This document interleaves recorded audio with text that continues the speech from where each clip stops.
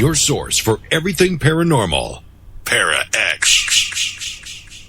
The views expressed and the opinions given by the individual host and their guests do not necessarily reflect those of Para-X, its affiliates, or its sponsors. Your source for everything paranormal. Para-X. The views expressed and the opinions given by the individual host and their guests do not necessarily reflect those of Para-X, its affiliates, or its sponsors.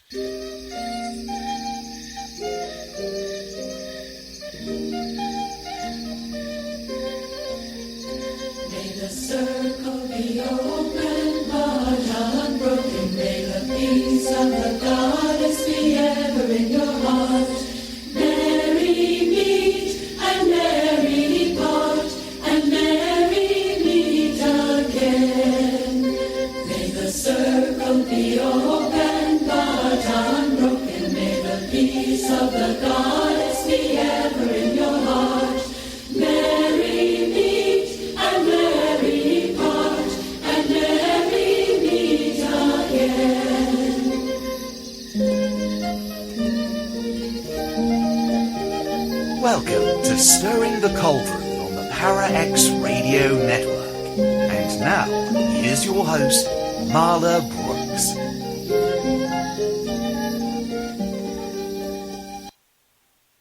Hey, merry meet everybody, and welcome once again. Got a great show tonight. We're going to be talking about cursing and crossing with my guest, Miss Aida. Now, she's a Catholic spiritualist, a natural-born medium, a Hoodoo practitioner with deep roots in the Afro-Cuban traditions, who specializes in cursing, breakup spells, spiritual eradications, establishing a magical protection, and helping animals. And she's also the administrator of the online Lucky Mojo forum and a regular guest on the Lucky Mojo Root Work Hour radio show. Okay. Last time she was here, I guess it was back in August. We talked about her hoodoo cleansing and protection magic. So I guess we're going just in the opposite direction tonight, because we're going to be talking about hoodoo spells to torment, jinx, and take revenge on your enemies. But you know the old saying, there can't be light without dark, and so we have to live in both worlds and get really nicely well-rounded. Now, if anybody during the show has a question or comment, please send it over to me in a private message in the Para-X chat room. And we welcome all visitors to join us at Para-X Radio Network to ask questions if you want to come over and visit us. And, you'll be in good company. So, Aida, welcome back. Well, thank you so much for having me. Thank you. It's such an honor. It was kind of like by popular demand as well. Because after you left the last time, I kept hearing people say, get her back, get her back, get her back. So they're masochistic. Yeah, they are. Yeah. And in a very good way. So, I've got to say something right off the bat, that some things that we may be talking tonight might make a few people a little bit uncomfortable. But, like I just said, our world isn't compromised only with sunshine and lollipops. And as Aida says in the introduction to her book, revenge goes way back to ancient times. I mean that archaeologists have uncovered thousands of ancient artifacts that had magical curses of revenge. And a lot of spells in her book use the same common items that were used back then, so it's kind of handy in that respect. But one thing that kind of, I was listening when you were on Tim's show last week or the week before, it seems that both of you were rather fond of using duct tape for various purposes. Yes. So, see, I listened hard and I laughed out loud. But it's true. I mean, most of the things that you use are common items. You don't have to have an apothecary. You don't have to have a bodega. Yeah. You don't have to go out and buy things, because a lot of these things are just things around the house, household things, because this kind of practice goes back before they had internet stores and things. But the last thing that I thought I would ever hear is duct tape. So what exactly is duct tape good for in doing spells and curses? You can shut somebody up, or you can blindfold them. If you're working with an effigy, anything that represents a person, so that could be a doll or a candle or, whatever. So a friend of mine, well, not a friend, it was a client, and she had a son that was illegally dealing drugs. And she had no clue that he was practicing magic, and she couldn't figure out why every time she'd call the cops, nobody would help her, right? Mm-hmm. And she finally found a puppet, and they're also known as voodoo dolls or doll babies. She found this doll baby, and he had him dressed up like a police officer, and he actually bought a badge at the toy store, and he had duct tape over the eyes and ears so that the cops could not see or hear what he was doing. I mean, I just think that's amazing. So that's one way, you can blindfold them, you can shut them up, you can bind them by tying or duct taping their arms behind their backs. I mean, you can do a lot with duct tape. I always tell people, be creative. Be creative. I can't tell you the hundreds of clients who think of better things than I do, and I've been doing this my whole life. So be creative. Yeah, and also you were being creative. Again, what I heard was on that show that you're not the most crafty person in the world, but you found a really neat way to make the doll babies. And I think you found them at, Joann's or Hobby Lobby or something like that, right, or the 99-cent store? Yeah. Yeah. I found those the teddy bears at the Dollar Tree, and then I found those dolls. What do you call those? You know, the ones that are filled with whatever, acrylic. I don't know what they're filled with, but yeah, I know. They're kind of starter dolls, and then people make something out of them. Right? The cloth dolls. So rather than having to make a cloth doll, you just buy it for $3 and remove the stuffing in the torso. And there you go. You can stuff the torso. You can slip things into the head. They're really quick and easy. Mm-hmm. Yeah, I mean, there's always an easy way out. I mean, I'm not very crafty either, and if I could buy something rather than, have to figure out how to make it, and it would probably be stupid looking if I did. You saw mine. Mine look like space aliens. And I always tell people, when I make clay dolls, you saw my clay doll on Tim's show. It looks like a Martian. Yeah. It doesn't matter what the doll looks like. It's your intention. That's what's important. I've seen metaphysical practitioners, and I've said it on Tim's show, and they make the most beautiful dolls. Beautiful, beautiful. Not me. But no matter what the doll looks like, if your intention is there, if you got the right ingredients and the right incantations or commands or petitions, whatever you want to call it, and you put your energy into it, it's going to work. Mm-hmm. That's the key to all kind of magical work, no matter what. I mean, you have to have the intention. You have to have a little bit of manifestation going on at the same time and a positive attitude. I mean, that's, that goes without saying. So whatever you're practicing, that's really important. I got the and first... you can make dolls.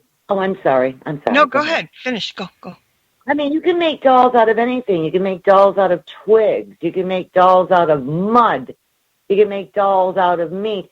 And I learned that back in the days of slavery, when some of the slaves were forced to churn butter, they would churn the butter and they would take a glob of it and they would form the butter into the shape of a human, right? And name it by its master's name and curse it and then fry it in the frying pan. That's a great way to curse a doll. Yeah, and you could bite off their foot or something. Never mind. Yeah, see what I'm saying? Everybody has their own ideas right there. That's an excellent idea. Yeah, get rid of never mind. Well, I, we know what I you have a were good thinking. Okay. I have a great imagination, and it Yes, sometimes gets you me in trouble. do. But I've got first question from the chat room because somebody has seen your book cover, and the book cover is talks about sorry, about cursing and crossing, and they want to know what the difference is between the two. I don't think there's, there's a whole bunch of different lingo for cursing or putting a hex on somebody.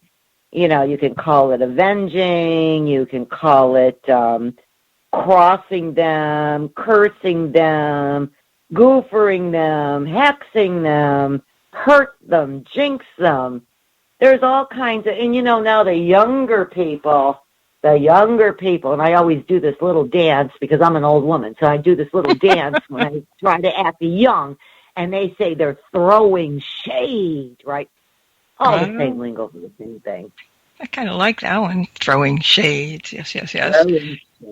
I mean, yeah, if you're clever enough and have a great vocabulary, you can make anything sound really, really good.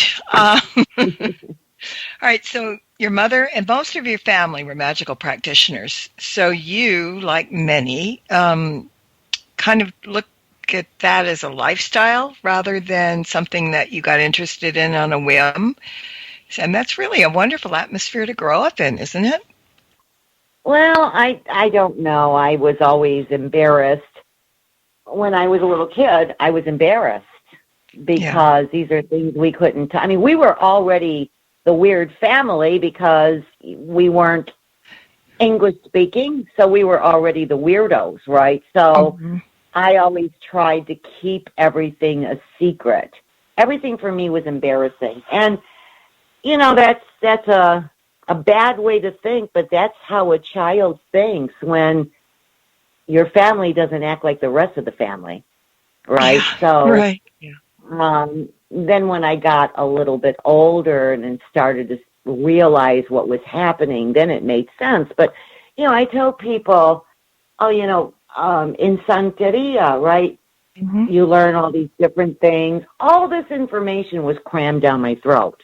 Cram. So what do you do when you're a kid? You try to get away from it or you ignore it, right? So now that I look back, if I had written down everything that everybody in my family ever said, wow, I could have a 10,000-page encyclopedia. I really could. Yeah.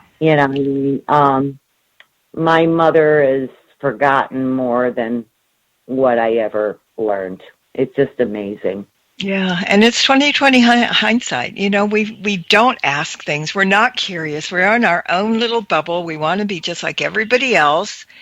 And then, you get to be older and you want to kick yourself because you don't have anybody to ask. Exactly. You nailed it. Yeah. So that's the way it was for me. So when did you get interested enough to take it seriously and get rid of the embarrassment? Well, when people would come over and give my mother money or give her beautiful presents, that's when I started taking it into it.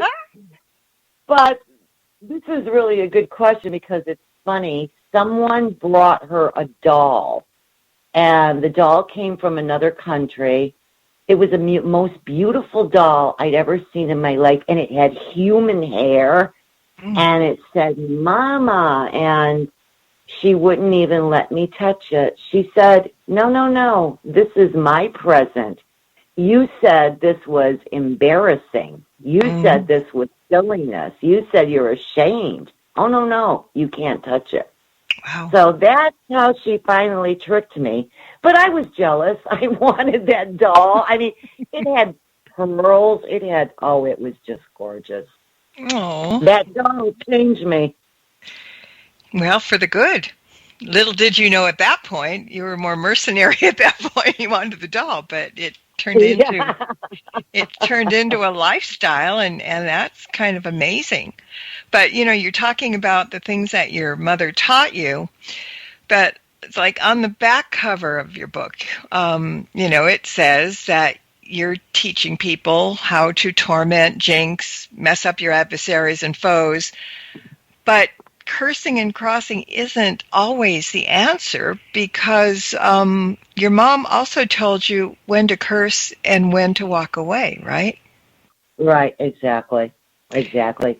So, I always say an eye for an eye and a tooth for a tooth. So if you're screaming at me and calling me all kinds of dirty names, I'm not going to do anything except maybe scream back at you and call you dirty names back. I'm not going to curse you.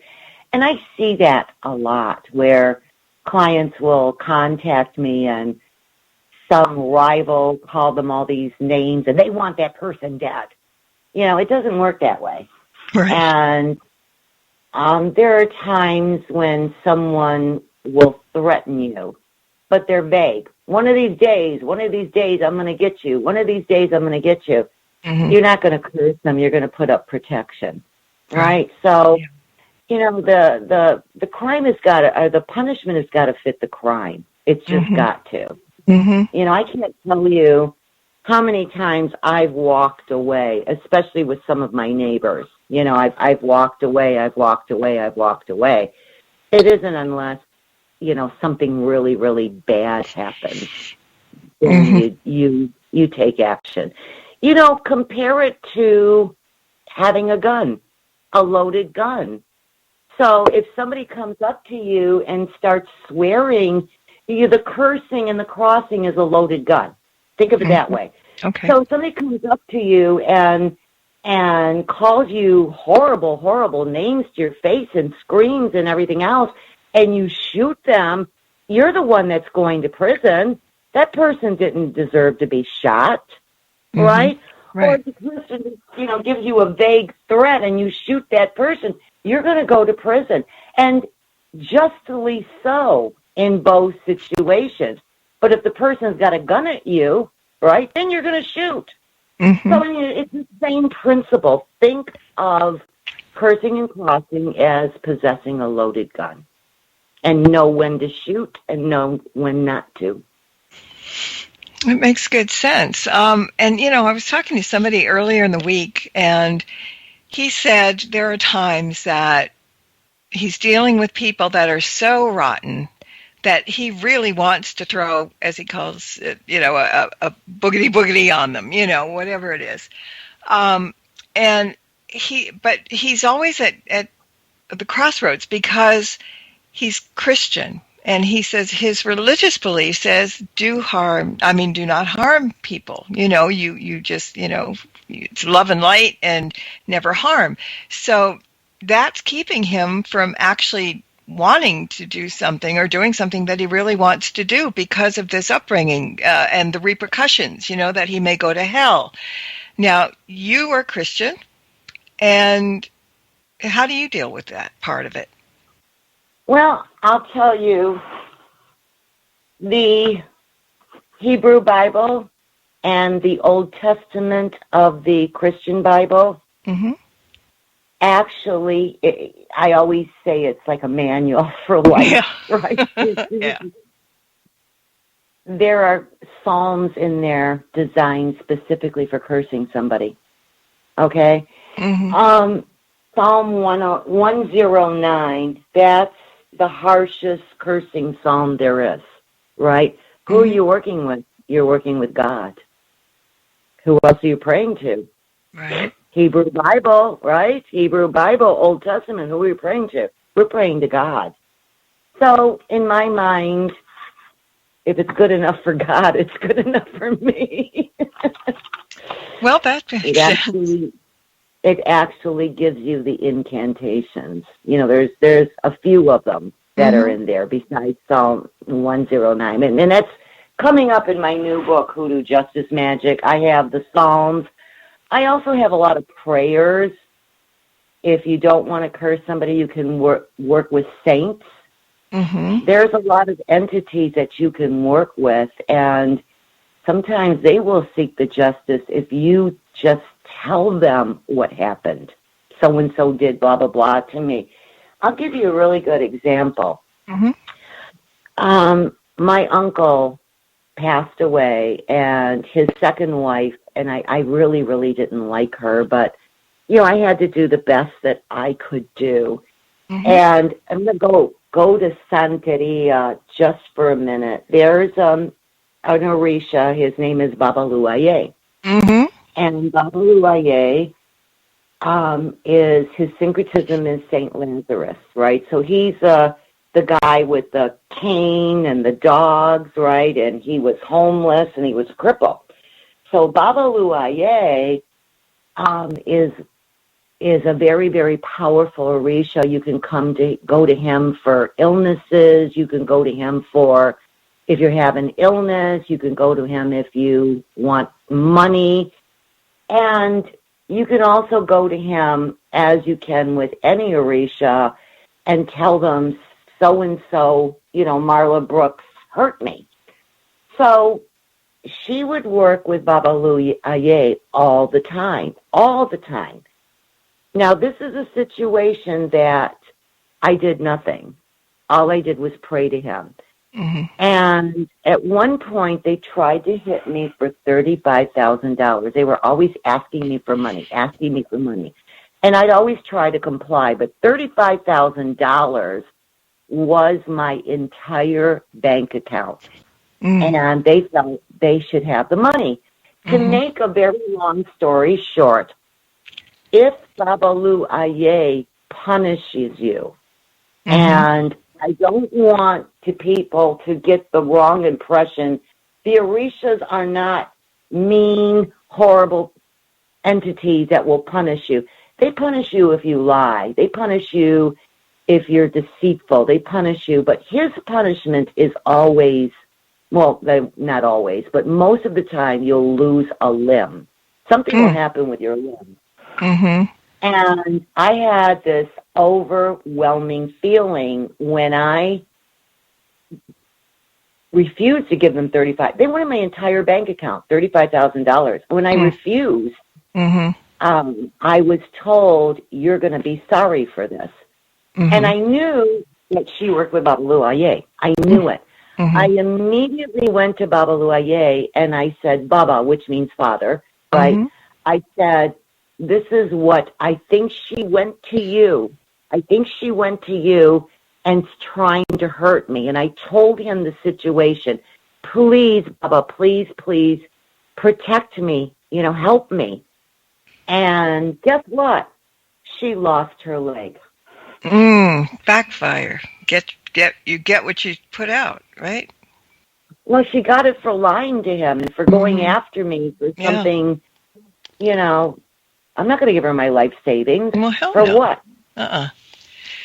Exactly. And, when you talk about Babaluaye, I think I've said this on the air before, but Judica Ellis, our friends, was on my show, and it was about her book on the saints and the, whatever.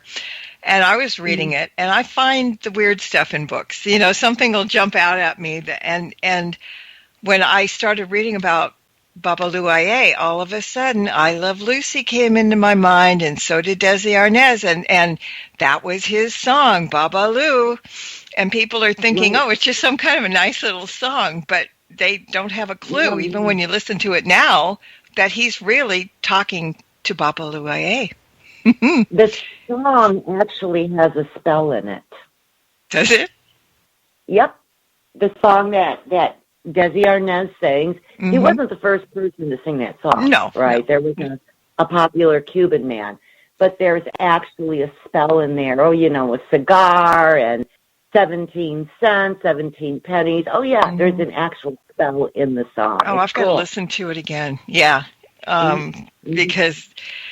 but it just caught me off guard because here, I Love Lucy, big comedy. Boy, he's singing Babalu and he's banging that drum and nobody's the wiser. It's just really, really kind of funny.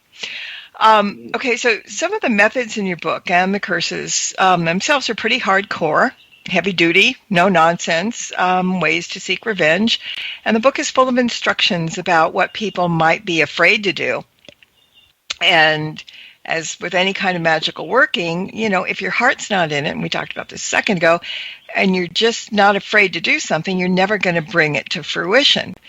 And because of all the kinds of supplies that would probably make some of the faint of heart cringe, for some people who really do have a need, is it best to call on someone like yourself to do the work for them rather than try themselves if they can't put their whole heart and soul in it? Yeah, absolutely. But I'm very, very particular, because if I don't think a curse is justified, I won't do it. Mm-hmm. I turn down, I would say I only take about 2% of the cases. That's not very much, about 2%, because I feel in most cases the curses aren't justified. And then we have to also, a lot of clients get mad because, well, I have to pay for a reading. Well, I'm not going to do a reading for free, right? I'm not going to spend an hour with you. But a lot of times I'll lay out the cards and talk to spirit, and I'll learn that the client is lying to me. Mm-hmm. That it didn't happen. When they know that I insist a curse has to be justified, they'll make things up in order to get me to comply.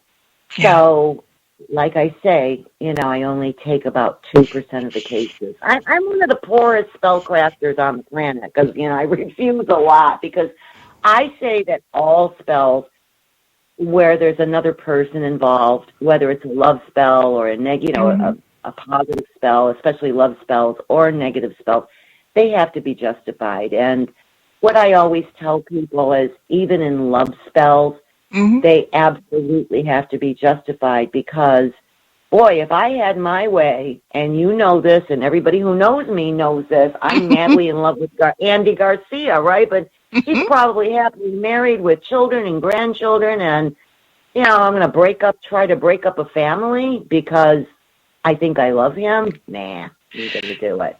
No, it's not good to take somebody's will or get them against the will. That's why I really don't like love spells, because, bright-eyed teenagers are going, oh, God, I'm going to do this. And, in anything, whether it's a curse or a witchcraft spell or whatever, you got to know your craft. You got to know what you're doing. You have to understand that if you're going after somebody and you're not specific and you don't do it kind of the right way, you could wipe out a whole family, literally. Right. And exactly. So, I keep telling people, just don't, it's not fun in games. Sometimes it's necessary, but it's just really not fun in games. And, people think also that what you do is kind of dangerous. And, we've already talked about, the reasons and how you do it, but do you do a certain type of protection or do a cleansing ritual before your work? Because I know most of us do. Absolutely, because negative energies can hang around and you don't know where they are. So you do a cleansing before and you do a cleansing afterwards, because then they really do hang around, even if you're just praying Psalm 109 or one of the other psalms that are designed for cursing. Even in that situation, there are negative entities that are very, very curious, and they'll hang around to hear what you have to say. So that's why you have to do the cleansing afterwards, too. But the cleansing beforehand, you do the cleansing to get rid of any negative energies that are there. You want a clean space, right? A spiritually clean space also, but you also put up protection. You have to put up protection because you don't know what you might be attracting. Yeah, and invariably you can attract something without even knowing it. And then there goes the rub. That's kind of the worst part of it.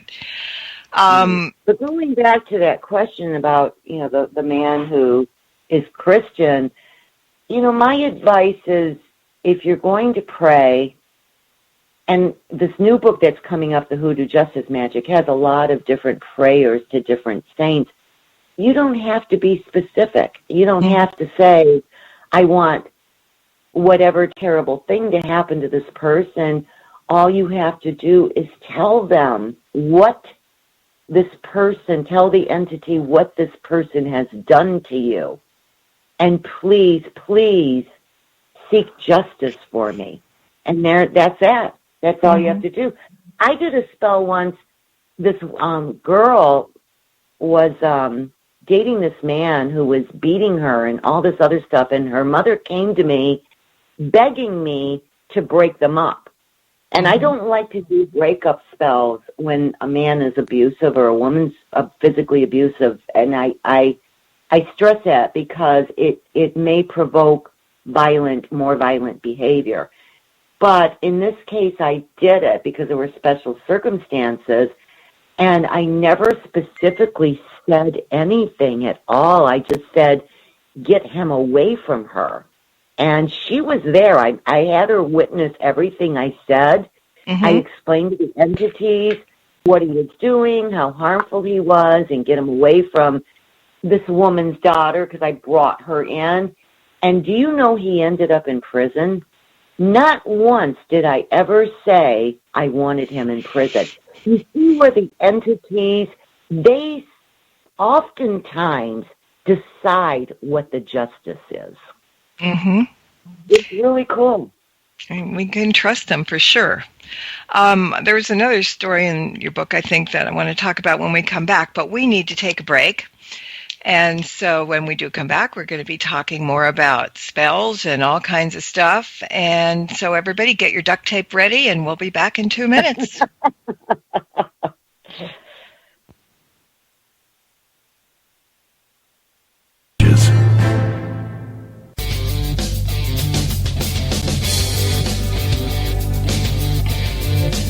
Hi, I'm Kimberly Juarez with Cat Paranormal of Minnesota. Hi, I'm Willow Lehman Shant, Psychic Medium, Dark Nola Paranormal, New Orleans. And I'm Jerry Ayers with Supernatural Investigators of Minnesota. And together, we are The Calling. Every Wednesday night, 7 p.m. Central Standard Time and 8 p.m. Eastern Standard Time, only on ParaXRadioNetwork.com.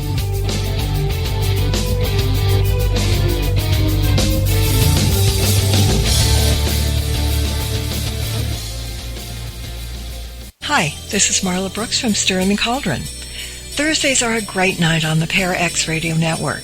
On the first and third Thursdays of the month at 8 p.m., it's Tango and Friends, hosted by Bruce Tango. And on the alternate Thursdays at 8 p.m., tune in to Stirring the Cauldron, the archive podcast. Every week at 9 p.m. Eastern, join me on Stirring the Cauldron Live. And then at 10 p.m., stick around for New Aeon Now with Lily Alley, Davron Michaels, and Christine Matza. Finally, to round out the night, join Dr. Kelly Renee Schutz on the Paranormal Encounters podcast. All this every Thursday, right here on ParaX. Missed an episode of Stirring the Cauldron? Then be sure to check out marlabrooks.com and check out the archive. And while you're there, check out Marla's weekly Witches Oracle card reading. Explore the site to find many great resources, such as information on tarot, oracle readings, metaphysical consultations, and links to all of Marla's books. That's marlabrooks.com. Welcome back to Stirring the Cauldron. Once again, here's your host, Marla Brooks.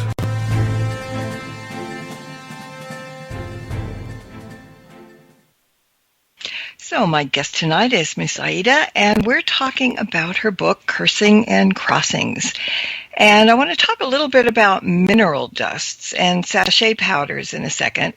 But what I was going to say is, we were talking a little bit beforehand about knowing what you're doing and learning how to do things before you do anything. And I think, if I'm not mistaken, there's a story or an example in your book about a girl who was cheating. Her boyfriend was cheating on her, and she put on a spell. I don't remember if it was on him or who he was cheating with, but it turned out very badly. And I'm sure she didn't mean it to turn out that badly. Do you remember what I'm talking about? Sure, Sure. I know exactly what you're talking about. In fact, I have another story. I have two stories. So the one that I write about in my book, and she gave permission, so I brought the story up in other books too. But the man hurt her very, very deeply. They had been dating for quite some time, and he devastated her. The way he broke up with her, it just devastated her. I mean, she was deeply in love with this man. She thought that they were going to get married, and he just dumped her like a hot potato. In fact, I believe it was a text message after many, many years of exclusive dating, right? Wow. And she was so hurt, so she put a spell on him. And this is why you have to watch what you say. Be careful for what you ask for or wish for, because you just might get it. Mm-hmm. And she wanted him to be as devastated and as hurt as she was. Now, this was an eye for an eye and a tooth for a tooth, but I don't know what else she may have said. So he was dating some other girl, and they were living together, and my client didn't know this girl, had no ill thoughts about the girl, because the other girl was not the cause of the breakup, okay? He started dating her later, and he comes home and finds her dead on the bed. And he was devastated. He was as devastated as my client was. And then she, you know, being Catholic, she felt all this tremendous guilt, and she had to go to therapy. And needless to say, it happened to another client, and this happened about a year after I wrote the book. And her boyfriend, the guy she was dating, her boyfriend, he was with another woman. And he was now living with this woman, and the woman had just had a baby. Now, this woman knew about my client, right? And she didn't care. And she kept saying to me, I'm going to curse her, I'm going to curse her. I'm like, you can't curse her, you can't do that. The worst you can do is a breakup spell, but don't curse her. And she wouldn't listen to me, and sure enough, the girl died. So what do I get? I mean, when I begged her and pleaded over and over, don't do it, don't do it, don't do it, don't do it, now I have to deal with the aftermath, because the guilt was overbearing. You know, when you're angry, you don't think about these things. Right. When you're angry, you say, I want this person dead. You know, I'm a nurse. I'm an emergency nurse. And I used to get very, very mad at my husband's family members, because they were awful to me. They didn't like Cubans. They used to call me a spick and all kinds of stuff. And I used to say, you know, to myself, just wait till one of you people gets sick. Just wait. I'm going to walk away. And I never did, because it wasn't in me. I had to help them.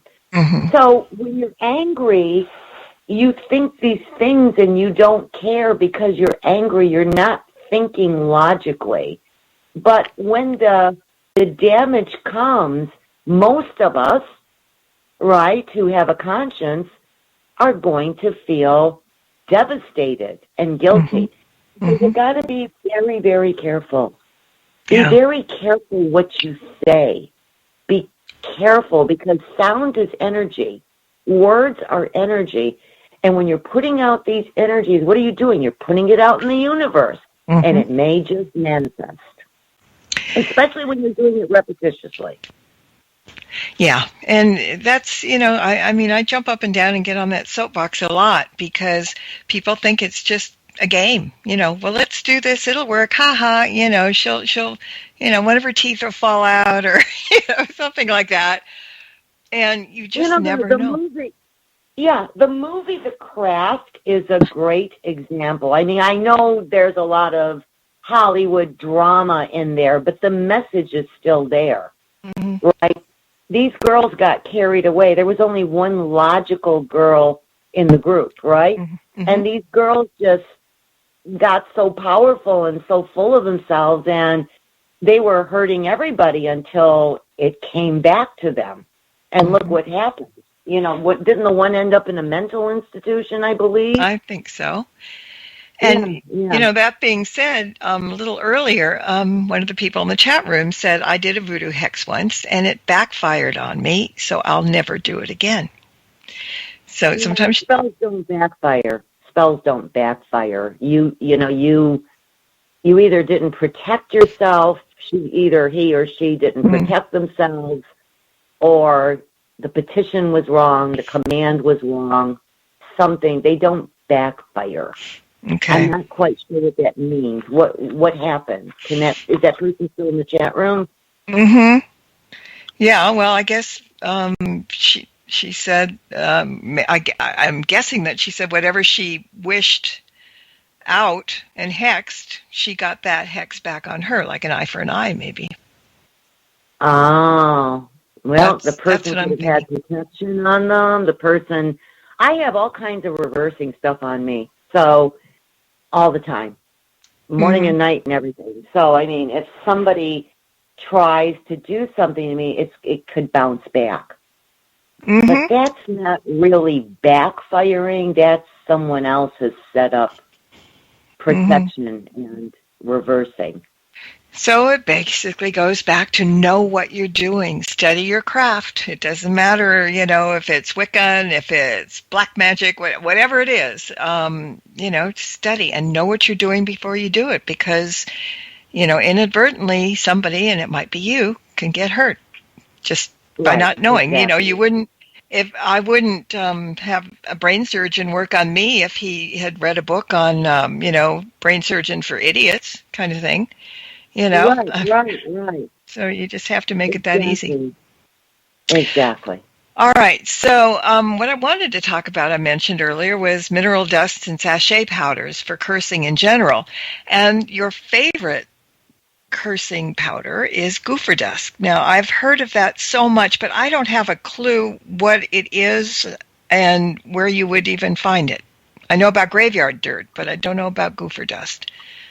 Okay, so in my upcoming book, I have a recipe for it, and Goofer comes from the Kikongo word kufwa, which means death. Okay, so that's where you get the Goofer, kufwa, Goofer. And, you know, it has all kinds of stuff in it. It has mullein, it has snake shed, it has sulfur, it has graveyard dirt. Back in the olden days, when I say the olden days, I'm talking about the days of slavery, they would actually put poisons in it too, so that if you stepped on it, you would be poisoned if you stepped on it with your skin or touched it. Since then, Goofer dust isn't made that way, of course not, because if you touch it, you're going to hurt yourself. You know, you had said that I'm the administrator of Lucky Mojo Forum, which at one time I was. I've answered over 16,300 posts on Hoodoo. I am no longer with Lucky Mojo, but I will tell you that, in my opinion, they make the best Goofer dust. They really, really do. I know a lot of people are going to get mad at me, and I don't care, but they do have good products, and they make great Goofer dust. It's the real deal. Why is it stronger? Why is it your favorite as opposed to some of the other mineral dusts and sachet powders? I'll tell you what happened. I'll tell you. Oh, why is Goofer dust my favorite? Because it's in my opinion, it's got everything all in one package. It's got the graveyard dirt. It's got the sulfur. It's got the pepper. It's got the snake shed. It's a combination of all kinds of cursing ingredients all in one. Okay. And that's why it's my favorite.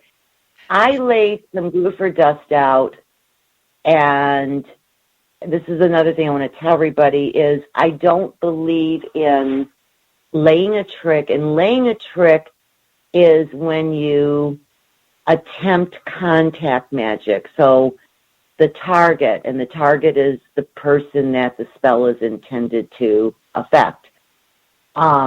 Your target will either step on it or pass by it or touch it. So that's contact magic. In other words, contact, right? Mm-hmm. Mm-hmm. And it is said, and this is where I vehemently disagree, it is said that if you lay a trick, and that's meaning putting out the magic, Mm-hmm. you know, that you state the intention. Oh, Mm-hmm. this is for so-and-so. This is for John Doe. Everybody's tired of me using his name, and if there's a real John Doe, he's probably going to curse me. But I laid it out on my front lawn, and it was intended for a certain person, and somebody else stepped on it and broke their arm. Mm. And then another time I went a little bit closer to the house, and I said, okay, this is for so-and-so, and the sprinkler repair lawn guy, whatever he was stepping on it. Mm. And I'm thinking to myself, well, it's not going to affect him because I stated that it was for so-and-so. Mm-hmm. He got hit by a car.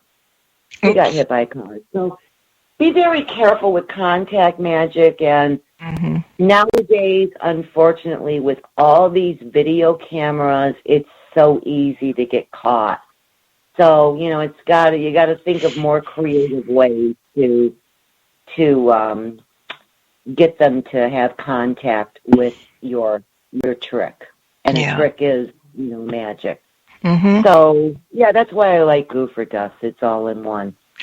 Okay, so you're talking about contact things, and I do want to talk in a second about personal concerns, but this, when I was talking to you about the hex that backfired, this has something to do with all of that, because she got back to me, and she said it was for a mean lady. So she got a piece of bit of her hair and had a little voodoo doll, and she wished her a yeast infection.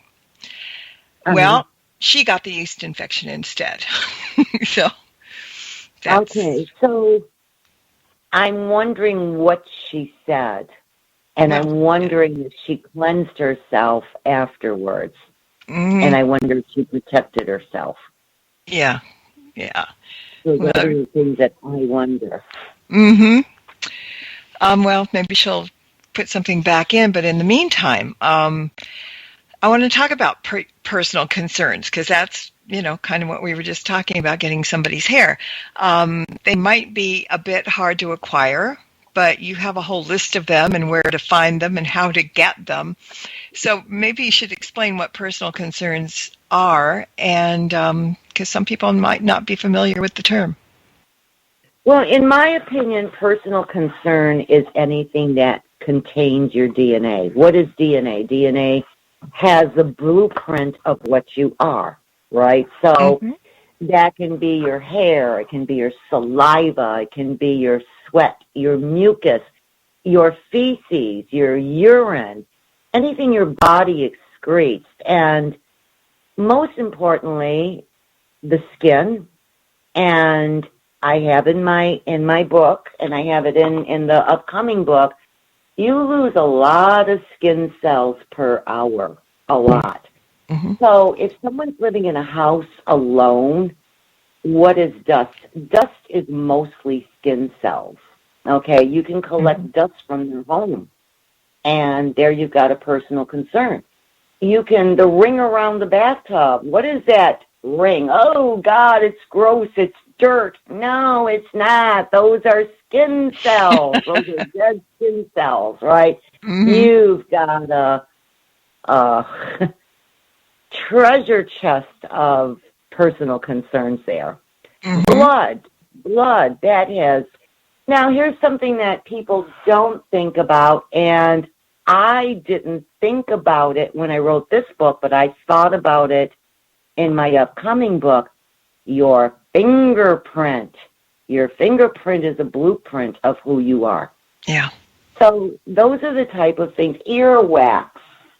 So where to find them?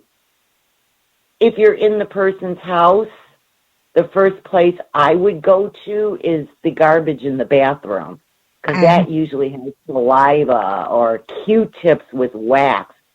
I don't condone using toothbrushes or washcloths because your DNA is mixed up with other ingredients, so there may not be DNA on there. Cigarette butts. I'm a heavy smoker.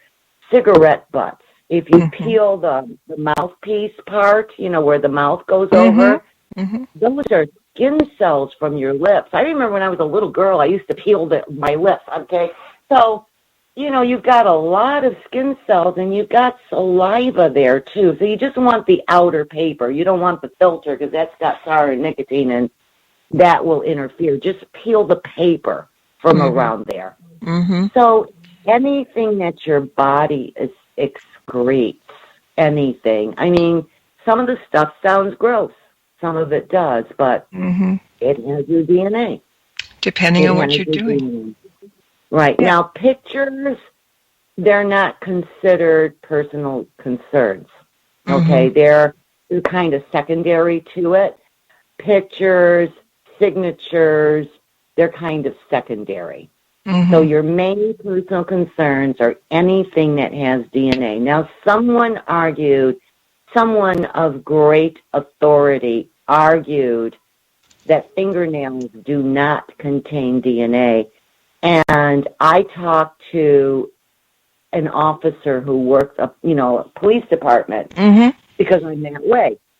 And I talked to the people in forensics, and they disputed that. They said, yes, fingernails do contain DNA.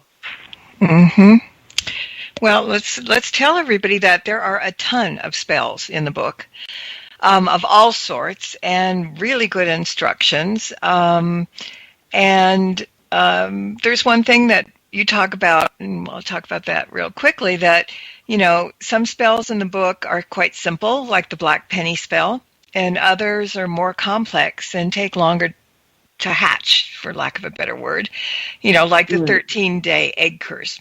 So we're always anxious to find out if our magic is working or not. But talk about patience. It's necessary, isn't it?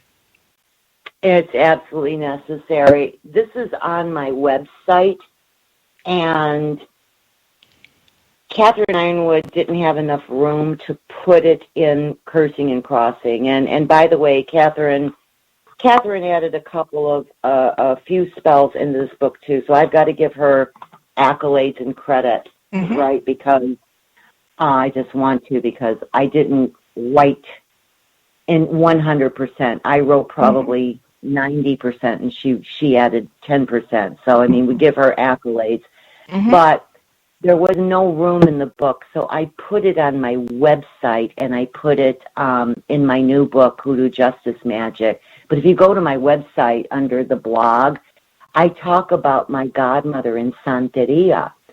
And she cursed somebody, and she kept cursing him, and she had this doll made of him with his personal, all kinds of personal concerns, because whenever she'd go into his house, she'd go right to the bathroom. Remember, I told you folks, you want personal concerns, first place to go is, can I use the bathroom, please, and go through that garbage. Oh, another thing, too, is you can go through their garbage if they put their garbage outside. I love garbage. So anyway, patience, perseverance, and she's beating this doll and swearing at it and beating it and swearing at it.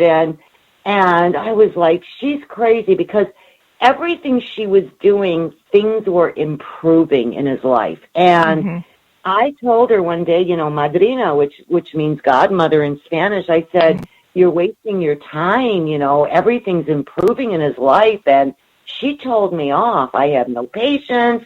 I mean, she really told me off. Anyway, one day, everything hit like a bomb. He lost everything. I've got all the details on my website. But it was like, once it was a domino effect. One thing bad happened, and everything fell apart. Everything. And it took her months and months, but you got to have patience and perseverance. And faith. You got to have faith. Yes. Without the faith, you have no spell. Exactly.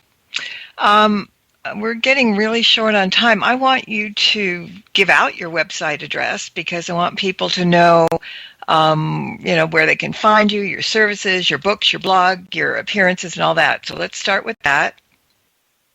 Okay, that's missaida.com. So that's MISSAIDA.com.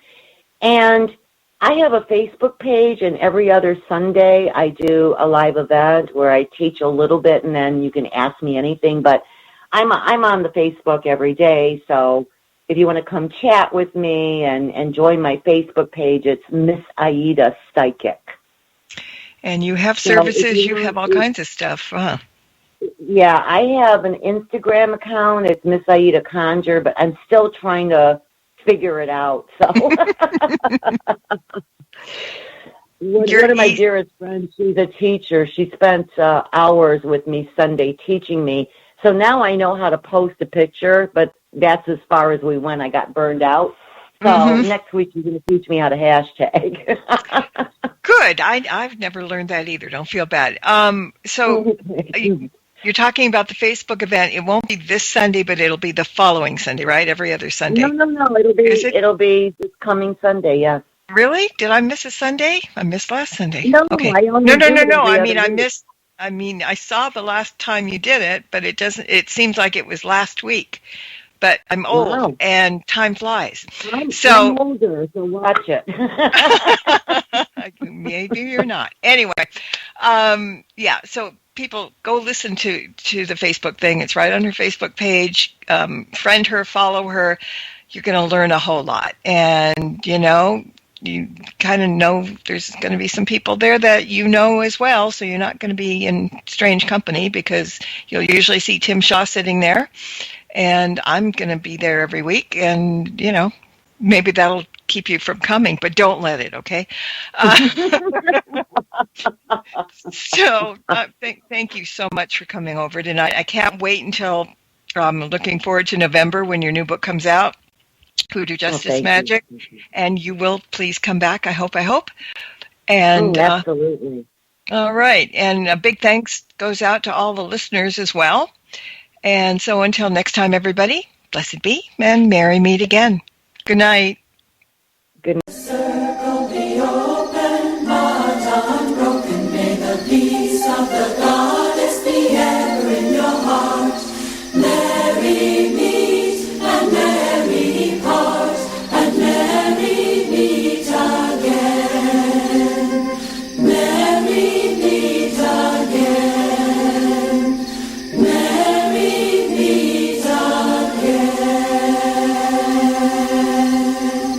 Thank you for tuning in to this episode of Stirring